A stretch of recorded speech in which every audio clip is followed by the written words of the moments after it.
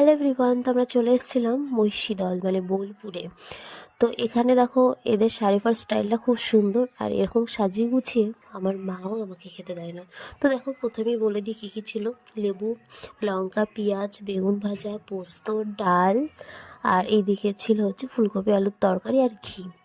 তো আমার এত খিদে পেয়েছিল, তো আমরা খাওয়া শুরু করে দিয়েছি। প্রথমে কিন্তু ডাল আর বেগুন ভাজা দেখিয়েছি, সাথে কিন্তু একটু লেবু, তারপরে আরও ফুলকপির তরকারি।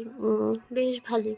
আর হচ্ছে এত খিদে পেয়েছিল, খারাপ হলো আমাকে ভালোই, মানে এখন মানে খিদে পেটে বেশ খাবার ভালোই ঢুকবে। তারপর নিয়ে নিয়েছিলাম মাটন।